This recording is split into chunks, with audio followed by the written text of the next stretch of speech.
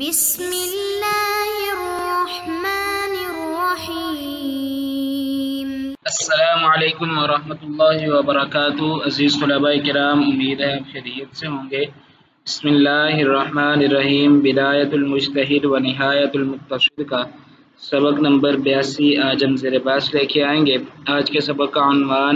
کتاب النکاح سے الباب الثانی سے الرکن الثالث اور الرکن الثالث کی تفصیلات میں سے الفصل الثانی عشرہ، اور اس میں جو عنوان اور ٹائٹل ہے وہ ہے موانع زوجیت۔ یعنی آج کے سبق میں انشاءاللہ العزیز ہم 12ویں فصل الرکن الثالث کی وہ شروع کریں گے اور اس کو سمجھنے کی، سیکھنے کی اور جاننے کی کوشش کریں گے۔ اس کا عنوان اور ٹائٹل یہ ہے کہ موانع زوجیت۔ زوجیت سے مراد یہ ہے کہ ایک عورت کسی کے عقد اور نکاح میں موجود ہے، اور جب وہ اس کے عقد اور نکاح میں موجود ہے تو وہ دوسرے مردوں کے لیے حرام ہے، کیونکہ ایک عورت بیک وقت ایک سے زائد نکاح نہیں کر سکتی۔ تو اس کے حوالے سے جو تفصیلات ہیں اور اس کے متعلقہ جو مسائل اور امور ہیں ان پہ انشاءاللہ العزیز ہم گفتگو کریں گے اور ان کے متعلق سیکھنے کی، سمجھنے کی اور جاننے کی کوشش کریں گے۔ آج کا سبق شروع کرنے سے قبل گزشتہ سبق کا خلاصہ دہرا لیتے ہیں اور یہ جان لیتے ہیں کہ گزشتہ سبق میں ہم نے کیا سیکھنے کی، سمجھنے کی اور جاننے کی کوشش کی۔ گزشتہ سبق میں ہم نے کتاب النکاح سے الباب الثانی سے الرکن الثالث کی تفصیلات میں سے الفصل الحادی عشرہ یعنی 11ویں فصل کی جو تفصیلات ہیں اس کے متعلق ہم نے جاننے کی کوشش کی، اور اس کا عنوان اور ٹائٹل یہ تھا کہ موانع عدت کا حکم کیا ہے، یعنی عدت کی وجہ سے جو ممانعت قائم ہوتی ہے اس کے کیا احکامات ہیں اور اس میں کیا تفصیلات ہیں، اس کے متعلقہ ہم نے جاننے کی کوشش کی۔ یہ ہمارا سبق جو ہے وہ الحمدللہ 2 حصوں میں تقسیم ہوا، اور گزشتہ سبق جو ہے یہ ہمارا دوسرا حصہ تھا۔ تو اس میں جو آخری مسئلہ تھا، جو آخری ڈسکشن تھی مسائل کا، جو سبب اختلاف تھا، اس کے متعلق جاننے کی کوشش کی، اور آخر پہ یہ بھی جاننے کی کوشش کی کہ اگر کوئی حاملہ لونڈی سے بطی کرتا ہے تو اس بچے کا حکم کیا ہوتا ہے، یعنی جو پیدا ہونے والا بچہ ہے کیا اس کا پانی اس کی خلقت پہ اثر انداز ہوتا ہے یا نہیں ہوتا۔ اگر تو اثر انداز ہوتا ہے تو کس اعتبار سے، کیا آیا پھر وہ بچہ آزاد ہوگا یا غلام ہوگا، اس کے حوالے سے جو فقہاء کی آراء ہیں ان کا اختلاف اور سبب اختلاف وغیرہ وغیرہ اس کو جاننے کی، سیکھنے کی، سمجھنے کی کوشش کی۔ اور پھر اس کے بعد ہم نے یہ جاننے کی کوشش کی کہ موانع تطلیق کا حکم، اس کے حوالے سے ہم نے تفصیل تو نہیں پڑھی، لیکن گزشتہ سبق میں ہم نے یہ جاننے کی کوشش کی کہ امام رحمہ اللہ نے موانع غیر معبدہ میں سے جو 8واں مسئلہ ہے تطلیق کا، اس کے حوالے سے کیا ارشاد فرمایا، اور وہ ہم نے یہ جانا کہ امام رحمہ اللہ نے اس مسئلے کو کتاب الطلاق میں ذکر کرنے کا عندیہ دیا، اور یہ کہا کہ ہم انشاءاللہ کتاب الطلاق میں اس مسئلے کی جو تفصیل ہے وہ دیکھیں گے۔ اور اس کے علاوہ گزشتہ سبق میں ہم نے الفصل الثانی عشرہ یعنی 12ویں فصل جو آج ہم پڑھیں گے انشاءاللہ، اس کے متعلقہ جو تعارف ہے، ٹائٹل اور عنوان ہے، اس کو جاننے کی کوشش کی۔ آج کے سبق میں انشاءاللہ العزیز ہم پڑھیں گے کتاب النکاح سے الباب الثانی سے الرکن الثالث، اور الرکن الثالث کی تفصیل میں سے الفصل الثانی عشرہ کی تفصیل، اور اس میں سے موانع زوجیت کا حکم کیا ہے، زوجیت کی جو ممانعت ہے اس کے احکامات کیا ہیں، کیا آیا جب ایک عورت کسی سے نکاح کرتی ہے تو اس کے علاوہ پھر کیا وہ نکاح کر سکتی ہے یا نہیں کر سکتی، اس کی جو تفصیلات ہیں وہ انشاءاللہ العزیز ہم یہ جاننے کی کوشش کریں گے، اور اس کے متعلقہ جو امور اور مسائل ہیں وہ بھی انشاءاللہ سمجھنے کی کوشش کریں گے۔ اس میں جو اصل اختلاف والی چیز ہے وہ پڑھیں گے ہم، وہ یہ ہے کیا آیا لونڈی اگر اس کا نکاح کسی غلام سے ہوا ہے اور وہ لونڈی آزاد ہو گئی ہے تو کیا آیا اس کی آزادی ہی طلاق ہے، یا اس کو جو ممانعت ہے جو زوجیت کی وجہ سے ہوتی ہے وہ ممانعت آزادی کے ساتھ ختم ہوئی ہے یا نہیں ہوئی۔ جو اس طرح کے مسائل ہیں وہ انشاءاللہ العزیز ہم آج کے سبق میں دیکھیں گے۔ آج کا سبق شروع کرتے ہیں جی۔ الرکن الثالث جو ہے فی معرفت محل العقد، یہ عقد کے محل کے حوالے سے، یعنی عقد نکاح کے محل کی جو تفصیلات ہیں وہ اس میں شامل ہیں۔ اس کے حوالے سے یہ چیز واضح ہے کہ امام رحمہ اللہ نے شروع میں اس چیز کے متعلق فرمایا کہ ہر عورت جس کو شریعت نے حلال قرار دیا اس کی دو جہتیں ہیں، دو وجوہات ہیں، یا نکاح ہے یا ملک یمین ہے، اس کے علاوہ کوئی عورت حلال نہیں ہے۔ لیکن ان دو صورتوں اور دو جائز امور کے باوجود شریعت نے کچھ رشتے، کچھ ناطے، کچھ حالات، کچھ واقعات ایسے ذکر کیے ہیں جن میں کچھ رشتے ہمیشہ کے لیے حرام ہیں اور کچھ تعلقات ایسے ہیں جہاں پہ اس وقت عقد کرنا جائز اور درست نہیں ہے، وہ حرمت کے زمرے میں آتا ہے، اس کو ہم موانع شرعیہ کہتے ہیں۔ اور امام رحمہ اللہ نے اس کے متعلق فرمایا کہ والموانع الشرعیہ بالجملۃ تنقسم اولا الی قسمین، یہ دو قسموں میں تقسیم ہوتے ہیں۔ نمبر 1 موانع مؤبدہ، نمبر 2 موانع غیر مؤبدہ۔ الرکن الثالث کے حوالے سے جو ہماری پہلے بحث چلی اس میں جو ہم نے چیزیں پڑھی وہ موانع مؤبدہ کے حوالے سے بھی تھی اور موانع غیر مؤبدہ کے حوالے سے بھی۔ موانع مؤبدہ جو ہیں ان کی جو تمام تر تفصیلات ہیں وہ ہم نے جاننے کی کوشش کی، اور موانع مؤبدہ میں جب لعان کا مسئلہ آیا تو وہاں پہ امام رحمہ اللہ نے لعان کے بارے میں یہ ذکر کیا کہ لعان کے مسائل کو ہم انشاءاللہ کتاب اللعان میں دیکھیں گے۔ اس کے بعد موانع غیر مؤبدہ کے حوالے سے ہماری بحث اور گفتگو اور اسباق شروع ہوئے، تو اس میں ہم نے جاننے کی اور سیکھنے کی کوشش کی۔ امام رحمہ اللہ نے اس کو بھی 9 مسائل میں یا 9 فصول میں تقسیم کیا، اور اس کے حوالے سے گزشتہ سبق میں ہم نے 7واں مسئلہ پڑھا، اور 8ویں کے متعلق امام رحمہ اللہ نے یہ ارشاد فرمایا کہ جو 8واں مسئلہ ہے مانع التطلیق والا، اس کی جو تفصیلات ہیں وہ انشاءاللہ العزیز ہم کتاب الطلاق میں دیکھیں گے۔ تو جو 9واں مسئلہ ہے وہ تاسع، اور 9واں مسئلہ معنی الزوجیہ، معنی زوجیت، یعنی زوجیت کی وجہ سے جو قائم ہونے والی ممانعات ہے اس کے بارے میں انشاءاللہ العزیز ہم دیکھیں گے آج۔ عزیز طلباء کرام، یہ موانع غیر مؤبدہ کے حوالے سے تیسرا مسئلہ ہے، اور اگر ہم الرکن الثالث کے اعتبار سے دیکھیں تو یہ ہماری 14ویں فصل جو ہے جس کا اندیہ امام رحمہ اللہ نے دیا کہ ففی هذا الباب 14 فصلا، اس باب میں 14 فصول ہوں گی۔ یہ ہماری 14ویں فصل ہے۔ وہ کس اعتبار سے؟ اور اس اعتبار سے کہ اگر ہم ترتیب وائز گنتی دیکھیں تو وہ ہماری یہ بن رہی ہے الفصل الثانی عشرہ، یعنی 12ویں فصل،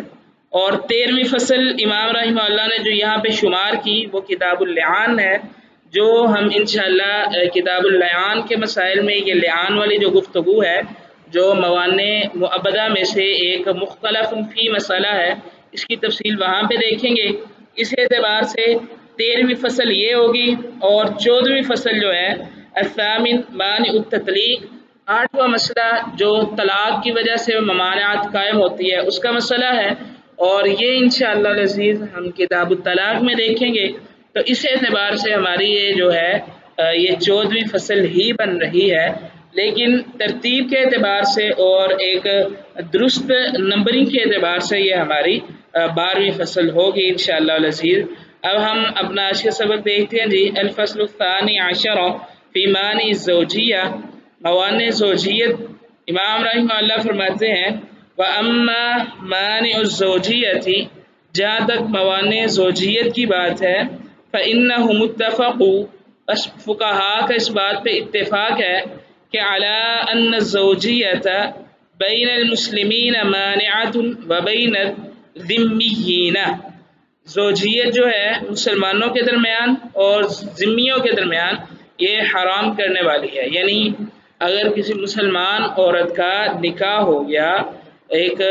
محسنہ عورت ہے یعنی پاک دامن ایک آزاد عورت ہے، تو اس کا نکاح ہو گیا کسی مسلمان کے ساتھ اور وہ آزاد ہے، تو اب کسی اور سے نکاح ایک عقد کی موجودگی میں نکاح کرنا کسی اور کے لیے جائز اور درست نہیں ہے۔ اسی طرح اگر ذمی عورت ہے اس نے نکاح کر لیا ہوا ہے تو وہ کسی دوسرے مرد سے نکاح نہیں کر سکتی، یہ ممانعت قائم ہے۔ اولاً اگر آپ اس کو ایک اردو کی ترتیبی جملے کے ساتھ سمجھنا چاہتے ہیں تو ہم اس مسئلے میں یوں کہہ سکتے ہیں، مسلمانوں اور ذمیوں کے مابین موجود زوجیت معنی نکاح ہے۔ مسلمانوں اور ذمیوں کے مابین زوجیت معنی نکاح ہے۔ مابین زوجیت کا مطلب یہی ہے کہ ایک مسلمان عورت نے جو مسلمان ہے اس نے ایک مرد سے نکاح کر لیا تو پھر کسی اور مرد کا اس کو پیغام نکاح بھیجنا یا نکاح کرنا یہ ممانعت کے حکم میں ہوگی اور ممانعت کے محل میں ہوگی، اس وقت یہ جائز اور درست نہیں ہوگا۔ واختلفوا اور فقہاء کا اختلاف ہے فی المسبیۃ ایک قیدی ہونے والی عورت کے حوالے سے علی ما تقدم جو پہلے اختلاف گزر چکا ہے، باوجود اس اختلاف کے مزید بھی اختلاف ہے۔ علی ما تقدم سے مراد یہ ہے کہ جو قیدی لونڈیوں کے حوالے سے مسائل گزشتہ پڑھ چکے ہیں اور مختلف علماء اور فقہاء کی آراء پڑھ چکے ہیں وہ بھی ہیں۔ واختلفوا ایضا اور اس مسئلے میں مزید اختلاف یہ ہے، یعنی اس مسئلے میں جو دیگر اختلاف ہے وہ یہ ہے فی الامتی لونڈی کے بارے میں، یعنی ایک جو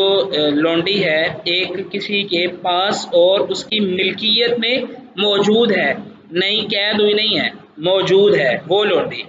اذا بیعت جب اس لونڈی کو بیچ دیا جائے، هل یکون بیعها طلاقا تو کیا بیچنا یعنی جو اس لونڈی کی بیع ہے کیا وہ بیع طلاق شمار ہوگی؟ فالجمہور تو جمہور فقہا جو ہیں علی ان کی رائے یہ ہے، وہ اس بات کی طرف اشارہ کرتے ہیں کہ انہ لیس بطلاق یہ اس کی طلاق شمار نہیں ہوگی، یعنی ایک لونڈی تھی وہ کسی ملکیت میں تھی کسی شخص کی، اس نے اس لونڈی کو آگے فروخت کر دیا، اب کیا فروخت کرنا اس کی طلاق سمجھی جائے گی یا نہیں سمجھی جائے گی؟ وقال قوم ایک قوم نے کہا ہوا طلاق یہ طلاق ہے۔ یہاں پہ ہمارے پاس دو آراء موجود ہیں، ایک جمہور کی ہے جو کہتے ہیں کہ یہ طلاق نہیں سمجھی جائے گی اگر اس نے اس لونڈی کو فروخت کر دیا اور لونڈی اپنے سابقہ شوہر کے ساتھ رہنا چاہتی ہے تو پھر یہ اس کا عقد جو ہے وہ قائم ہے اور درست ہے۔ اور بعض فقہا کی آراء یہ ہیں اس نے آگے جب اس لونڈی کو فروخت کر دیا تو یہ لونڈی کی طلاق ہو چکی ہے۔ وَهُوَ مَرْوِيٌّ عَنِ ابْنِ عَبَّاسٍ وَجَابِرٍ وَابْنِ مَسْعُودٍ رضی اللہ تعالی عنہم اجمعین اور یہ حضرت عبداللہ بن عباس رضی اللہ تعالیٰ عنہ، جابر بن عبداللہ رضی اللہ تعالیٰ عنہ اور اسی طرح عبداللہ بن مسعود رضی اللہ تعالیٰ عنہ، ابی بن کعب رضوان اللہ علیہم اجمعین یہ موقف ان سے بھی مروی ہے۔ وسبب اختلافہم اور ان کے جو اختلاف کا سبب بنا، یعنی اس مسئلہ میں جو سبب اختلاف قائم ہوا وہ اس بات پہ ہے کہ معارضۃ مفہوم حدیث بریرہ وہ متعارض ہے حضرت بریرہ رضی اللہ تعالی عنہ کی روایت کا مفہوم لعموم قولہ تعالی اللہ رب العزت کے فرمان کے اس عموم کے ساتھ اعوذ باللہ من الشیطان الرجیم الا ما ملکت ایمانکم یہ کہ جو تمہارے دہنے ہاتھ جن کے مالک بنے ہیں وہ بھی حلال ہیں۔ یہاں پہ اللہ رب العزت نے جو عورتیں حلال ہیں ان کے حوالے سے یہ حکم دیا۔ اس آیت کا سیاق و سباق پڑھے، گزشتہ آیت میں اللہ رب العزت نے حرمت کے ساتھ لفظ حرمت کے ساتھ جو رشتے حرام ہیں ان کا تفصیلی ذکر کیا، اور اس کے بعد والمحصنات من النساء عام آزاد عورتیں بھی حرام ہیں الا کہ نکاح ہو جائے یا تعلقات زوجیت کی شرعی حیثیت جو ہے وہ حاصل ہو جائے تو پھر، لیکن الا ما ملکت ایمانکم جن کے داہنے ہاتھ مالک بنے وہ تمہارے لیے حلال ہے۔ اب اس آیت میں ایک عموم پایا جا رہا ہے اور وہ عموم یہ ہے کہ جو لونڈی بھی حاصل ہو جائے وہ حلال ہے، چاہے اس کی پہلے شادی ہوئی ہو یا نہ ہوئی ہو، چاہے وہ پہلے کسی کی زوجہ رہی ہے نہیں رہی، وہ باکرہ ہے یا اس کے علاوہ وہ حاملہ ہے تب بھی، یعنی یہ الا ما ملکت ایمانکم کا جو عموم ہے وہ اسی چیز پہ دلالت کر رہا ہے کہ ان سے ہم بستری اور تعلق جو ہے وہ جائز ہے۔ اور وہ کیوں جائز ہے؟ اگر اس کی گزشتہ شادی ہوئی ہے تو پھر یہ تعلق کیوں جائز ہے؟ تو جو اس عموم سے مراد لیتے ہیں ان کی رائے یہ ہے کہ اس کا آگے بیچ دیا جانا، یعنی لونڈی کو آگے فروخت کر دیا جانا،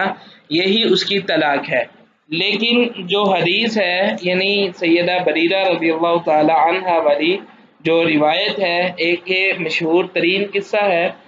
یہ بخاری میں بھی امام بخاری رحمہ اللہ نے بھی نقل کیا، دیگر کتب حدیث میں ذخیرہ حدیث میں ایک مشہور ترین واقعہ ہے، اور یہ قصہ یہ ہے کہ سیدہ بریرہ رضی اللہ تعالی عنہ جو ہے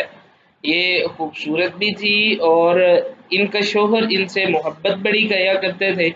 لیکن یہ ان سے بغض رکھا کرتی تھی، جیسا کہ صحیح بخاری میں اس حوالے سے یہ اللہ کے نبی صلی اللہ علیہ وسلم کا ایک قول بھی موجود ہے، جو اللہ کے نبی صلی اللہ علیہ وسلم نے اپنے چچا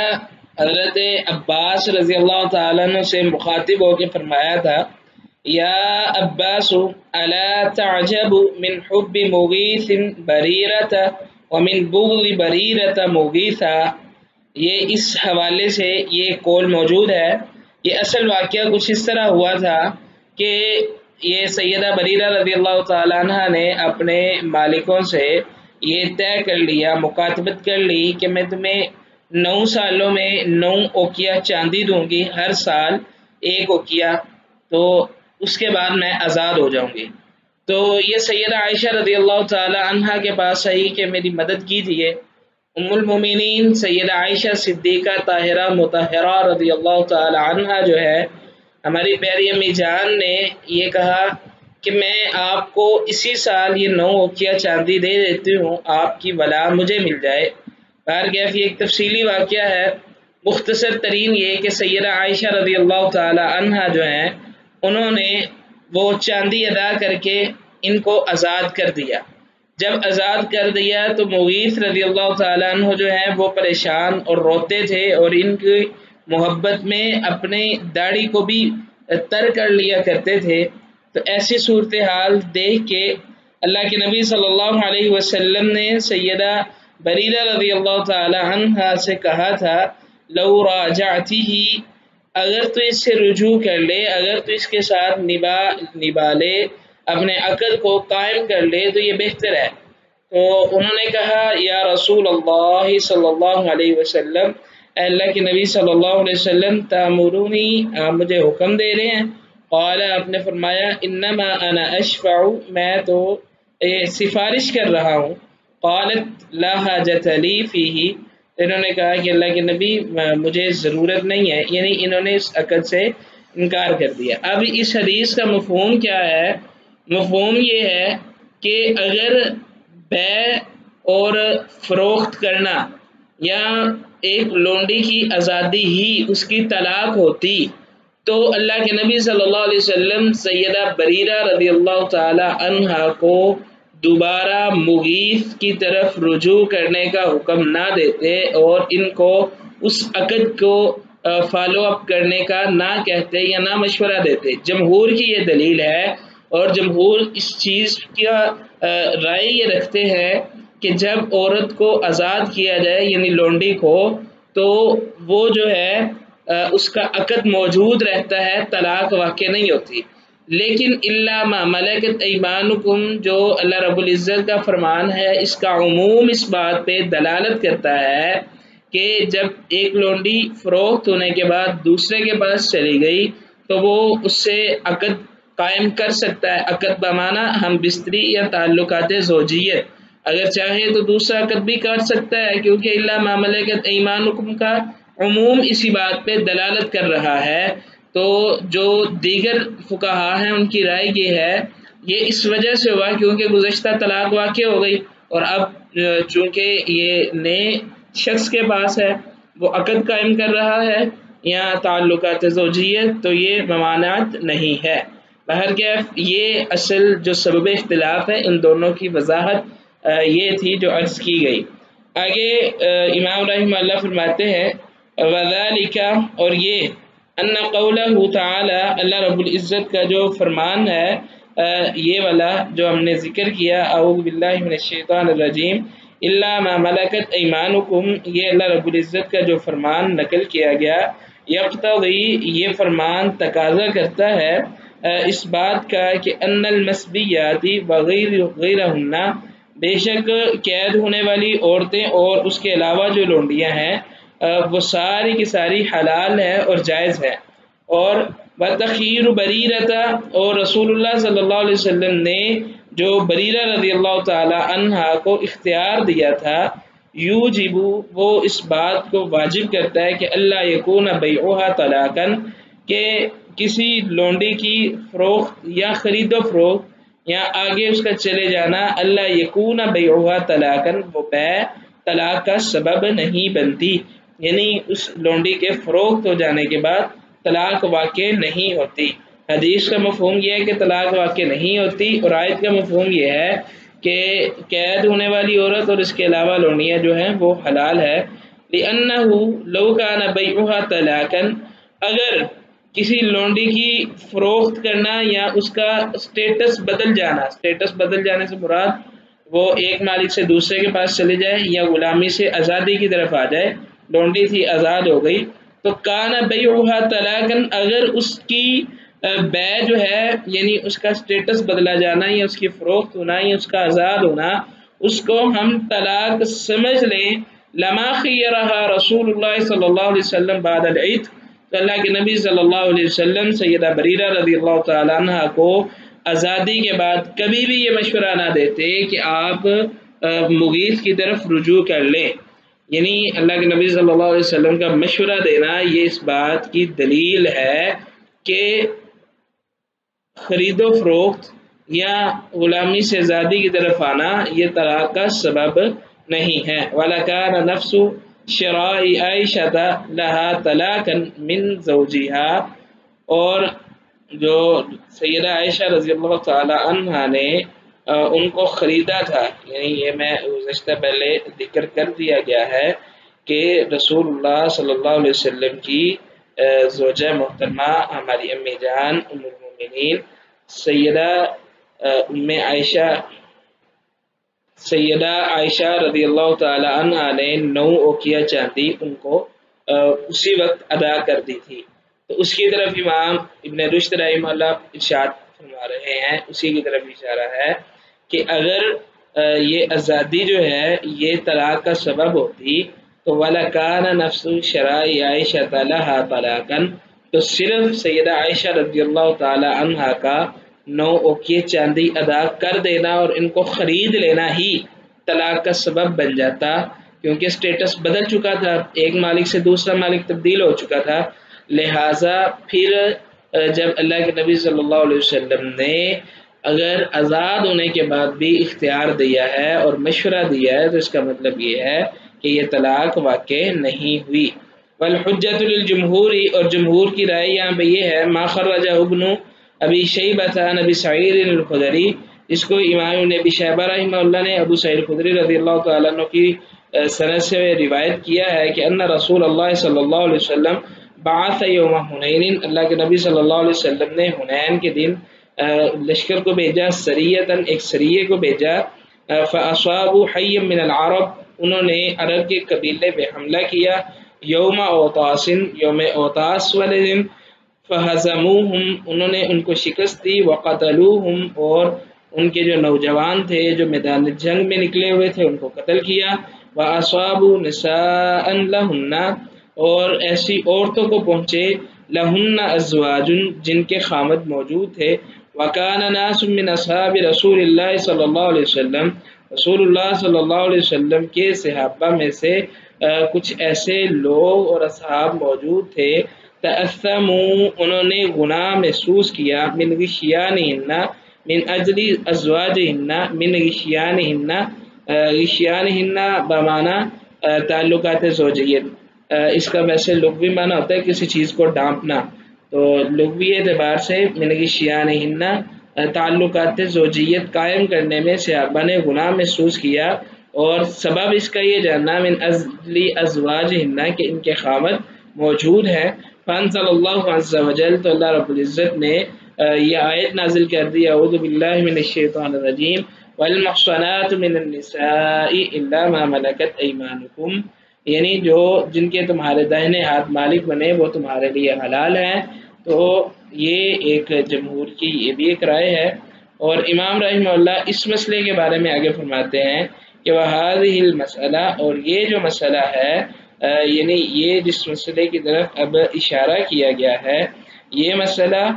ہی الیق بکتاب الطلاق، یہ زیادہ لائق ہے کہ اس کو ہم کتاب الطلاق میں ذکر کریں۔ باقی تفصیلات انشاءاللہ امام رحمہ اللہ کتاب الطلاق میں ذکر کریں گے، اور ہم انشاءاللہ وہاں پہ اس کی تفصیلات جو ہیں وہ جانیں گے اور سمجھنے کی کوشش کریں گے۔ آگے امام رحمہ اللہ اس مسئلے کی جو مزید وضاحت ہے اس کے متعلق بیان کرتے ہیں، وہ انشاءاللہ ہم آگے دیکھیں گے۔ اب ہم اپنے آج کے سبق کا خلاصہ دیکھ لیتے ہیں۔ آج کے سبق میں ہم نے کتاب النکاح سے الباب الثانی، باب الثانی سے رکن الثالث، اور رکن الثالث کی تفصیل میں سے الفصل الثانی عشرہ کی تفصیل، اور اس میں موانع زوجیت کا حکم کیا ہے اس کے متعلقہ تفصیلات جاننے کی کوشش کی۔ اگلے سبق میں انشاءاللہ العزیز ہم اسی مسئلے سے یعنی کتاب النکاح الباب الثانی رکن الثالث کی تفصیل میں سے الفصل الثانی عشرہ کی تفصیل، اور اس میں موانع زوجیت کا حکم کیا ہے اس کا جو بقیہ حصہ ہے اس کی تفصیلات انشاءاللہ العزیز اگلے سبق میں جاننے کی کوشش کریں گے۔ اور اگلے سبق میں اس مسئلہ کا جو بقیہ حصہ ہے اس کے حوالے سے ایک اہم چیز بھی ہے کہ آگے امام رحمہ اللہ نے اہم مسائل ذکر کیے ہیں، ان میں سے انشاءاللہ